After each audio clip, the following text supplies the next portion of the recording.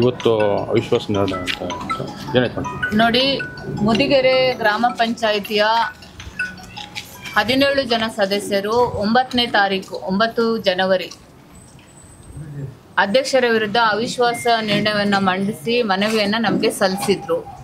ಅದ್ರ ಪ್ರಕಾರ ಅವಿಶ್ವಾಸ ನಿರ್ಣಯದ ಸಭೆಯನ್ನು ನಡೆಸಲಿಕ್ಕೋಸ್ಕರ ನಾವು ಇವತ್ತಿನ ದಿನ 28/1/2025 ಈ ದಿನವನ್ನು ನಿಗದಿ ಮಾಡಿದ್ವಿ. ಇವತ್ತು ಸಭೆಯನ್ನು ನಡೆಸಲಾಯಿತು. ಮುದಿಗೆರೆ ಗ್ರಾಮ ಪಂಚಾಯಿತಿಯಲ್ಲಿ ಟೋಟಲ್ 23 ಸದಸ್ಯರಿದ್ದಾರೆ. ಟೋಟಲ್ ಸ್ಟ್ರೆಂತ್ ಬಂದು ಈ 23 ಸದಸ್ಯರ ಪೈಕಿ 15 ಜನ ಹಾಜರಿದ್ದರು. ಸಭೆಯನ್ನು ನಡೆಸಲಾಯಿತು. 15 ಜನನೂ ಕೂಡ ಅಧ್ಯಕ್ಷರ ವಿರುದ್ಧ ಮತ ಚಲಾಯಿಸಿದ್ರು. ಆದರೆ ಸಭೆಯಲ್ಲಿ 2/3 ಮೆಜಾರಿಟಿ ಇಲ್ಲದ ಕಾರಣ ಅವಿಶ್ವಾಸ ನಿರ್ಣಯ ವಿಫಲ ಆಗಿದೆ. ಮೇಡಮ್, ಮತ್ತು ಇಲ್ಲಿ ಒಂದು ಕೇಳಿ ಬರ್ತಾ ಇದೆ, ಮಗ ಆಡಳಿತ ಚಲಾವಣೆ ಮಾಡ್ತಾಯಿದ್ದಾರೆ ಅಧಿಕಾರ ಅಂತ, ತಾಯಿ ಬದಲು ಅಂತ ಕೇಳಿ ಬರ್ತಾ ಇದೆ. ಅದು ಮಾಹಿತಿ ನನಗಿಲ್ಲ. ವರದಿಯನ್ನು ತರಿಸ್ಕೊಂಡ್ಬಿಟ್ಟು ಏನು ಕ್ರಮ ತಗೋಬೇಕು ಕನ್ಸರ್ನ್ಡ್ ಅಥಾರಿಟೀಸ್ ಕ್ರಮ ತಗೋತಾರೆ. ಅದನ್ನು ನಾನು PDO ಅವ್ರಿಗೆ ಸೂಚಿಸ್ಬಿಟ್ಟು ಹೋಗ್ತೀನಿ.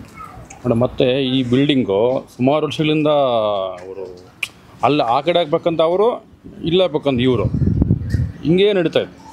PDO ಅವ್ರಿಗೆ ಸೂಚಿಸಿದ್ದೀನಿ ನಾನು. ನಮ್ಮ ರೆವಿನ್ಯೂ ಅಥಾರಿಟೀಸ್ಗೂ ಕೂಡ ನಾನು ಹೇಳಿದ್ದೀನಿ, ಒಂದು ಜಾಗವನ್ನು ಗುರುತಿಸ್ಬಿಟ್ಟು ಒಂದು ಒಳ್ಳೆಯ ಪಂಚಾಯಿತಿ ಭವನ ನಿರ್ಮಾಣ ಆಗಬೇಕು, ಅದು ಒಂದು ಗ್ರಾಮದ ಅಭಿವೃದ್ಧಿಗೆ ದ್ಯೋತಕವಾಗಿರಬೇಕು ಅಂತ ನಾನು ಸೂಚನೆ ಕೊಟ್ಟಿದ್ದೀನಿ. ಅವರು ಕ್ರಮ ತಗೋತಾರೆ ಅಕಾರ್ಡಿಂಗ್.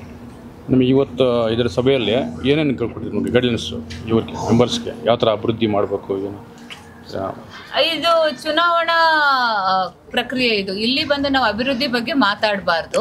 ಅದನ್ನ ನಮ್ಮ PDO ಅವ್ರ ಜೊತೆ ನಾನು ಡಿಸ್ಕಸ್ ಮಾಡಿಬಿಟ್ಟು ಪಂಚಾಯತಿಗೆ ರಿಲೇಟೆಡ್ ಏನು ಅಭಿವೃದ್ಧಿ ಕಾರ್ಯಗಳಾಗಬೇಕು ಅದ್ರ ಬಗ್ಗೆ ಸಮಗ್ರವಾಗಿ ಚರ್ಚೆ ಮಾಡಿ ಕ್ರಮ ತಗೊಳ್ಳಿಕ್ಕೆ ನಾವು ಗೈಡ್ಲೈನ್ಸ್ ಕೊಡ್ತಿರ್ತೀವಿ. ಈವನ್ CO ಅವರು ಕೂಡ ಇದ್ದಾರೆ ನಮ್ಮ ಜಿಲ್ಲಾ ಮಟ್ಟದಲ್ಲಿ. ಅವರು ಕೂಡ ಹೊಸದಾಗಿ ಬಂದಿದ್ದಾರೆ. ಎಲ್ಲ ರೀತಿಯ ಸರ್ವಾಂಗೀಣ ಅಭಿವೃದ್ಧಿಗೆ ಕ್ರಮ ತಗೊಳ್ಳೋದಕ್ಕೆ ಅವರು ಕೂಡ ನಿರ್ಧಾರ ಮಾಡಿದ್ದಾರೆ. Thank you very much.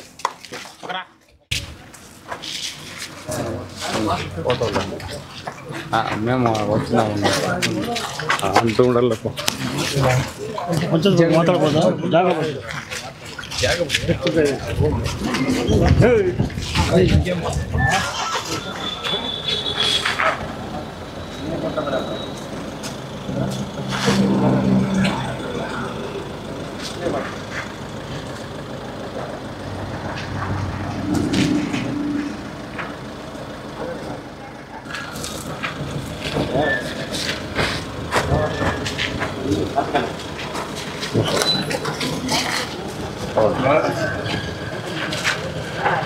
Oh,